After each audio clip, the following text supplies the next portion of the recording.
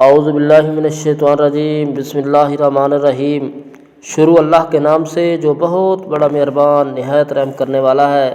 آج میں آپ کو سکون حاصل کرنے کا وظیفہ، ٹینشن دور ہونے کا وظیفہ یہ بتا رہا ہوں۔ جو آپ نے یہ ایک آیات پڑھنی ہے، انشاءاللہ آپ کی جو بھی پریشانی ہے، جو بھی مسئلہ ہے وہ دور ہو جائے گا۔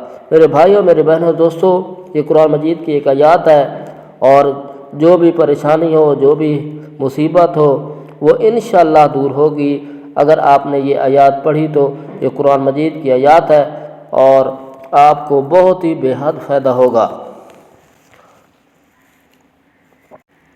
اگر کوئی پریشان ہے، قرضے میں جکڑا ہوا ہے، یا کوئی ٹینشن میں ہے، یا رزق کی کمی ہے، تو وہ یہ دعا پڑھے۔ انشاءاللہ اس کا ہر نماز کے بعد ذکر کرے اور اس کو بے حد فائدہ ہوگا۔ اس کی جو بھی پریشانی ہوگی، جو بھی حاجت ہوگی، انشاءاللہ قبول و منظور ہوگی۔ اور پھر آخر میں وہ اللہ تعالیٰ سے دعا کرے۔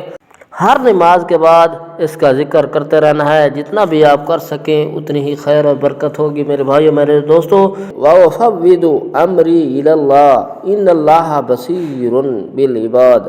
میں نے اپنے تمام کام اللہ کو سونپتا ہوں، بے شک اللہ بندوں کو دیکھتا ہے۔ اس کا یہ معنی ہے انشاءاللہ اللہ تعالیٰ آپ کی تمام جو بھی مصیبت ہے، پریشانی ہے، وہ دور کر دے گا۔ السلام علیکم ورحمۃ اللہ وبرکاتہ۔